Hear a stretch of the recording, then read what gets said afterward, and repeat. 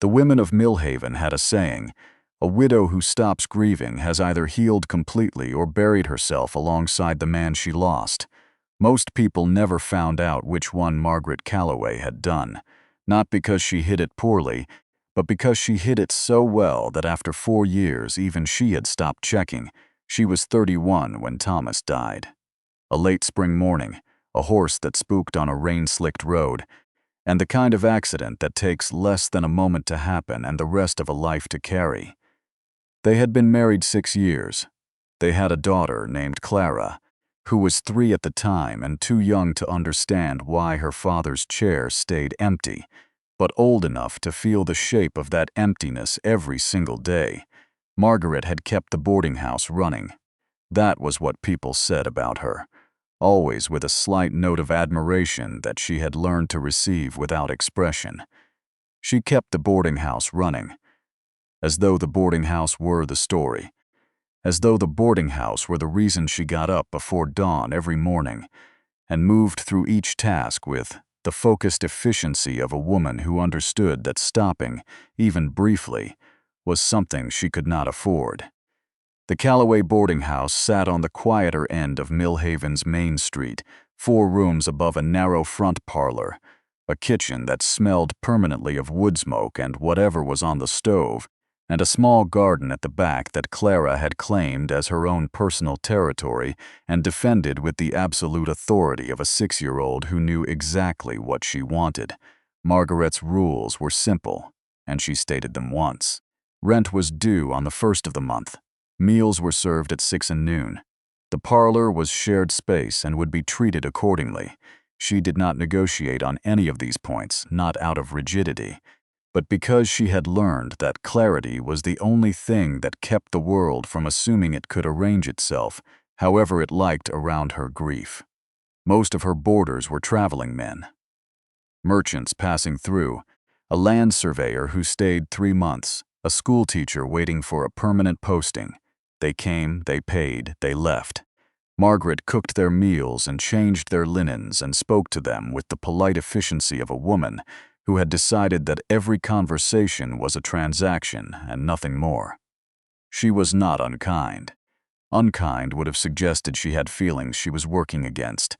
She simply was not available. Not in any way that mattered. Noah Hart arrived on the last Tuesday of October with a single bag, a quiet knock, and the look of a man who had been traveling long enough that he'd stopped noticing he was tired. He was somewhere in his late 30s, broad through the shoulders in a way that came from actual labor, with a stillness about him that was the first thing Margaret noticed and the last thing she expected to keep noticing. Most men who came to her door arrived with some variation of need that they were trying to make look like confidence. This man simply stood on her porch and waited, as though he had no particular investment in whether she opened the door or not. "I saw the vacancy sign," he said, when she did. "How long?" she asked. "I'm not certain yet. A week to start, possibly longer." She looked at him the way she looked at everything, directly, without warmth but without hostility either. Just assessment, meals included, no guests after 8. Rent due Friday if you're staying past the first week. "That's reasonable," he said. She gave him the room at the top of the stairs, the one with the window that faced the garden, because it was the only one vacant and not because she had any particular thought about who it suited. She told herself that for 3 days before she stopped bothering. He was a carpenter by trade. He told her at the first supper, answering her single practical question without elaboration. He had come to Millhaven because there was work here, a new church being built on the North Road, and he had heard about it in the last town and followed the news of it the way a practical man follows the news of work. Clara, who sat at the table with the solemn intensity of a child who took meals very seriously, looked at him and said, "Can you fix the gate, Clara?" Margaret said. "It drags," Clara said, with the patient tone of someone who had raised this issue before and not been satisfied with the response. Noah looked at the child with an expression that was neither patronizing nor performative, just genuine attention. "Which gate?" he said. "The garden one. Mama says she'll fix it, but she has a lot of things to fix." Margaret said her daughter's name again, with slightly more weight behind it. "I'll take a look," Noah said simply, and returned to his meal. He fixed the gate the following morning before breakfast. Margaret discovered it when she went to hang the washing, and she stood at the kitchen door for a moment looking at it swinging smooth and even on its hinges. Then she went back inside and put the kettle on. She didn't thank him at breakfast. She told herself there was nothing to thank him for. He was a guest in her house, not an employee, and he had done it of his own accord. She thanked him at supper quietly, without looking at him directly. He nodded once and passed the bread to Clara. Clara had decided opinions about Noah Hardy within 48 hours of his arrival. She was not a shy child.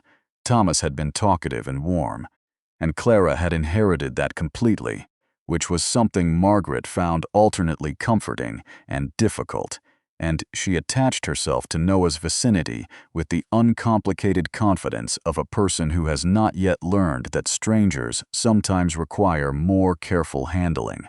Noah did not encourage it, but he didn't discourage it either. He simply received her company the way he seemed to receive everything, without fuss, without performance. When she showed him her garden, he crouched down and looked at it seriously.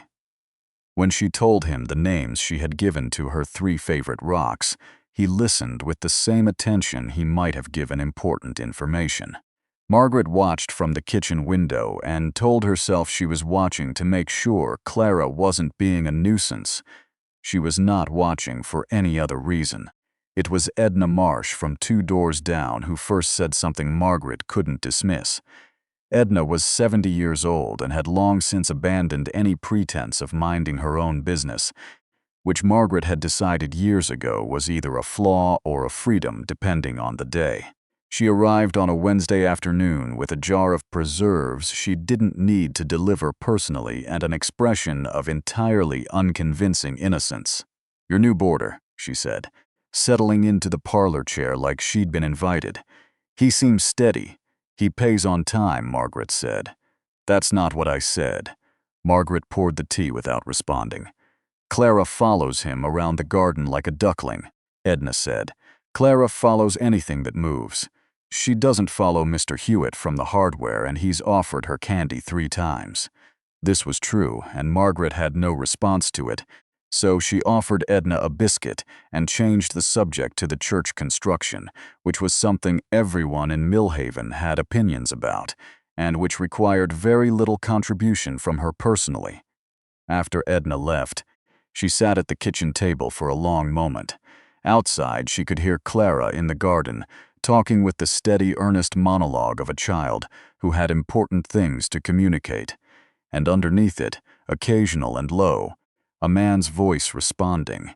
She picked up her mending and did not go to the window. The thing she hadn't expected was for it to matter that he asked for nothing. She was accustomed to need.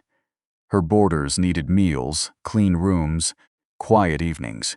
The town needed her to be manageable. Not too sad, not too fine, always somewhere in the acceptable middle distance of a widow who was coping admirably. Clara needed her to be present and constant and strong, in the particular way that children need their remaining parent to be essentially indestructible. Noah Hart needed his rent receipts and his meals at the right hour, and nothing else from her whatsoever. It was disorienting in a way she couldn't account for. He stayed 3 weeks before she learned about his daughter. She hadn't been looking for information. She had come to the top of the stairs to retrieve a quilt she had left in the hall cupboard, and his door was partially open, and inside, on the small table beside the window, was a child's drawing, pencil and clumsy and unmistakably a house with a garden, the way children always drew them. Square and too symmetrical, and full of the particular confidence of someone who has never once worried about proportion. She didn't go in. She was not that kind of woman. But she stood in the hallway for a moment longer than she needed to, and the drawing stayed in her mind in a way she couldn't quite clear. She asked him about it 2 days later. Not because she'd been thinking about it, she told herself, but because Clara had asked an innocent question at supper about whether he had children, and he had said very quietly, "I did." and Clara had moved immediately to asking whether he wanted more bread, the way children sometimes do when they sense they've touched something large and don't know what to do with it. After Clara was in bed, Margaret came to the parlor where he was reading. "Your daughter," she said. He looked up, set his book down. "She died," he said. 2 years ago. She was 8. Her name was Rose." Margaret sat in the chair across from him. Outside, the wind moved through the old elm on the street, and the lamp on the table between them flickered once and held. "How?" she said, because she was a woman who had learned that vague condolences were a particular kind of cowardice. "Fever," he said. "She was sick for 9 days. By the time we understood how serious it was, there wasn't much that could be done." A pause. "Her mother left the following year, not in anger.